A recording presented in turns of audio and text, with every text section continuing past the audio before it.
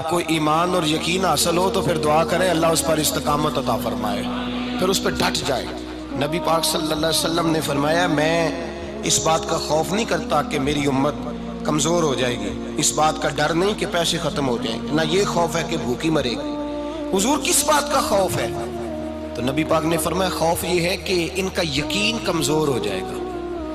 یاد رکھیں اگر اعتبار نہ ہو تو گھر نہیں چلتا، تو اگر اللہ رسول پر یقین کامل نہ ہو تو پھر بندہ مسجد نہیں آ سکتا، پھر اس کا دین نہیں چلتا، پھر اس کے لیے مشکل ہے نماز، پھر اس کے لیے مشکل ہے راہ خدا میں خرچ کرنا۔ میرے نبی پاک نے فرمایا یوں نہ کہا کر کہ یا اللہ چاہے تو دے چاہے تو نہ دے، جب مالک سے مانگ تو کہا کر یا اللہ تجھی سے مانگنا ہے، میں لے کے اٹھوں گا، تو مجھے دے گا۔ فرمایا جتنا تیرا یقین کامل ہوگا اتنا ہی اللہ تجھے جھولی بھر کے عطا فرمائے گا۔ کمزور سا مسلمان، لڑکھڑاتا سا مسلمان دیکھتا ہوں کرتا ہوں، اور یہ بھی نہ دیکھا کریں بھائی ایمان یقین کو استقامت کے درجے پہ لیں، یہ نہ دیکھا کریں کہ وہ کیسے دے گا، وہ کسی وسیلے کا محتاج نہیں ہے، وسیلے کو پسند کرتا ہے، پر وسیلے کا محتاج وہ بغیر وسیلے کے بھی دے دیتا ہے۔ ہر آدمی ماں باپ کے ذریعے پیدا ہوتا ہے، اگر پیدا کرنا چاہے تو جناب عیسیٰ کو بغیر باپ کے پیدا کر دیتا ہے، اگر پیدا کرنا چاہے تو حضرت آدم کو بغیر ماں اور باپ کے پیدا کر دیتا ہے۔ جب یقین رکھیں، یقین قرآن مجید پڑھیے، حضرت موسیٰ علیہ السلام فرعون کے دربار میں کھڑے ہیں، چاروں جانب دشمن ہی دشمن ہے، جادوگر آ گئے، انہوں نے سانپ چھوڑے، حضرت موسیٰ کے ہاتھ میں ڈنڈا تھا، حضرت موسیٰ کہتے ہیں یا اللہ کیا کروں؟ تو اللہ تعالیٰ نے فرمایا اپنا عصا پھینک دو۔ کہنا چاہیے تھا نا کہ یا اللہ ایک ہی تو شے ہے، اتنے سانپ ہے، بچانے کے لیے ڈنڈا ہے وہ پھینک دوں؟ ڈنڈا پھینکا جاتا ہے، سانپ کو دیکھ کر کے قابو کیا جاتا ہے۔ یہ میرا اور آپ کا ذوق ہے نا، لیکن انبیاء کرام کا انداز ملاحظہ کیجئے میرے عزیزو۔ اللہ فرماتے ہیں ڈنڈا اے موسیٰ ڈال دے اپنا عصا، پہلے نہیں فرمایا کہ سانپ بن جائے گا، فرمایا بس تو ڈال دے۔ میں اور آپ ہوتے ہیں تو سانپ سامنے ہے، ڈنڈا ہاتھ میں ہے، ہم کہیں گے عجیب بات ہے، یہی تو دفاع کی چیز ہے، اسی کو ڈال دوں تو بچوں گا کیسے؟ کہا ڈال دو، تو حضرت موسیٰ نے ڈال دیا، کہا میرے رب کا حکم ہے تو میرے لیے بہتر ہی ہوگا۔ اللہ فرماتے ہیں جب موسیٰ نے ڈالا تو میں نے اس ڈنڈے کو، اس عصا کو اژدہا بنا دیا۔ اب کبھی عصا بھی اژدہا بنے، کبھی چھڑی بھی بہت بڑا اژدہا بنی ہے، لیکن قرآن کہتا ہے جناب موسیٰ نے ڈالا تو اللہ نے اژدہا، بلکہ اس سے پیچھے چلیے، عورتیں کمزور یقین کی ہوتی ہیں نا، جناب موسیٰ پیدا ہوئے تو اللہ فرماتے ہیں میں نے موسیٰ کی ماں کے دل میں بات ڈالی، ماں کے دل میں صندوق میں ڈال کے تو اس کو دریا میں بہا دے۔ اور بھائی صندوق میں کہہ سکتے ہیں نا آکسیجن کیسے جائے گی، اور دریا میں بچے بچنے کے لیے ڈالے جاتے ہیں کہ ڈوبنے کے لیے ڈالے جاتے ہیں؟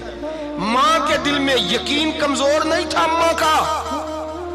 انبیاء کے ماں باپ موحد ہوتے ہیں، دین کو ماننے والے، ماں کے دل میں اللہ نے باپ، اللہ قرآن میں کہتے میں نے وحی کی، میں نے القاء کیا، میں نے بات ڈالی۔ حضرت موسیٰ کی ماں کہتی ہے میں نے ڈال کے نا سمندر میں بیٹا، میں نے سمندر میں بیٹا ڈال کے صندوق میں بند کر کے رب کے حوالے کیا۔ آپ فرماتے ہیں میرے مالک کا بھروسہ کیا تو پھر میرے مالک کا کام دیکھو، کمال دیکھو، میں نے دریا میں ڈالا، اللہ نے فرعون کے گھر میں میرے بیٹے کی پرورش کرا دی۔ یہ یقین کہ حضرت موسیٰ کے پاس قوم آئی، قرآن پڑھیے، کہا جناب پانی چاہیے، وَإِذِ اسْتَسْقَىٰ مُوسَىٰ لِقَوْمِهِ، موسیٰ نے اپنی قوم کے لیے پانی مانگا، ہم نے کہا فَانْفَجَرَتْ مِنْهُ اثْنَتَا عَشَرَةَ عَيْنًا، اپنا ڈنڈا پتھر پہ مارو۔ عقل والا آدمی ہوتا تو اڑ جاتا، کہتا یا اللہ پتھروں سے بھی کبھی پانی نکلا ہے؟ اضرب بعصاک الحجر، مارو پتھر پہ ڈنڈا۔ اللہ کے نبی نے منٹ نہیں لگایا، ٹھا کر کے ڈنڈا لگایا، فَانْفَجَرَتْ مِنْهُ اثْنَتَا عَشَرَةَ عَيْنًا۔ اللہ فرماتے ہیں جناب موسیٰ نے ایک عصا مارا، میں نے 12 چشمے جاری کر دیے۔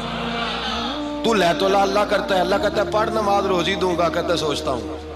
اللہ فرماتا ہے آجا مسجد میں تیرا ہو جاؤں گا، کہتا ہے دیکھتا ہوں۔ رب فرماتا ہے تو میرے محبوب کی غلامی کر، میں تجھے محبوب بنا لوں گا۔ تو کہتا ہے تھوڑا بڑا ہو کے داڑھی رکھنی ہے، ابھی سیانا ہو کے میں ذرا سرٹیفکیٹ لے لوں اسرائیل سے کہ کتنے سالوں کے بعد آئیں گے، پھر شروع کروں گا۔ پروگرام بنا رہا ہے، ابھی تو ارادے میں ہے۔ اللہ کے پیغمبر کا ڈنڈا، اور اس سے زیادہ آگے بات ہو گئی، پیچھے فوج لگی ہوئی ہے فرعون کی، مجمع ہے، ہزاروں لاکھوں کا لشکر لے کے، تلواریں نیزے، فرعون پیچھے، آگے دریا آ گیا۔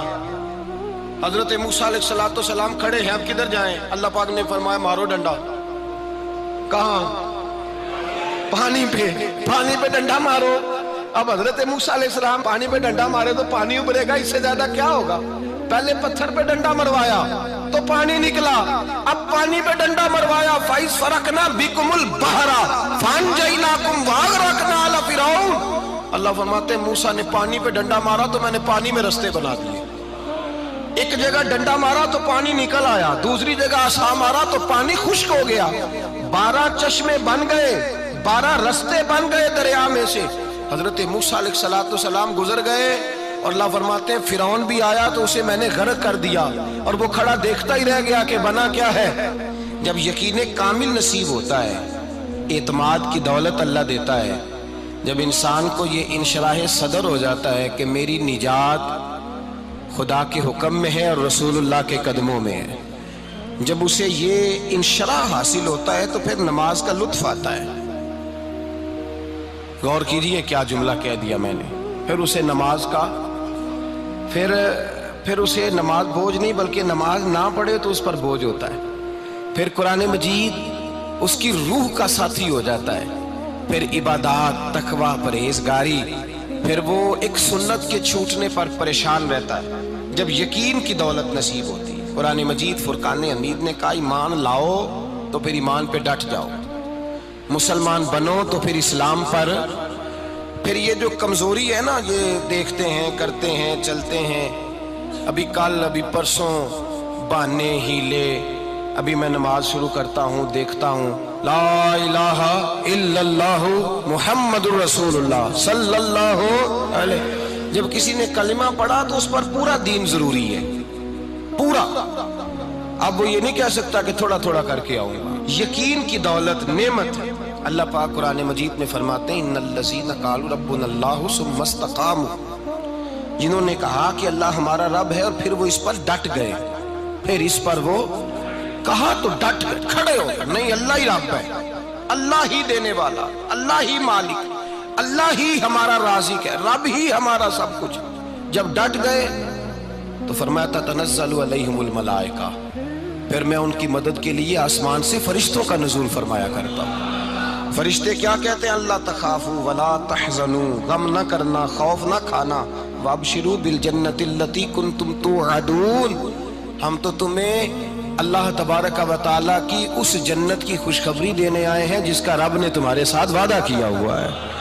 پھر فرشتوں کا نزول ہوتا ہے، لیکن شرط کیا ہے کہ ایمان لائے، اور پھر ایمان پر پھر یہ نہ سوچے کہ وہ کس طرح دے گا، وہ کیسے عطا کرے گا، وہ میری مدد کس طرح کرے گا، نظام کیسے چلے۔ ڈٹ جائے، کہے میرے اللہ کا حکم ہے تو میں نے حلال ہی کھانا ہے، میرے رب کا حکم ہے تو میں نے تھوڑے پہ ہی گزارا کرنا ہے، میرے مالک کا حکم ہے تو میں نے اپنی جیب دیکھنی یا دوسرے کی نہیں دیکھنی، میرے رب کا حکم ہے تو میں نے اس کی اطاعت میں رہنا۔ جب ڈٹ جائے گا اللہ کے احکامات پر، جب ڈٹ جائے گا تو اللہ فرماتا ہے پھر میں تیری مدد کے لیے فرشتوں کا نزول کروں گا۔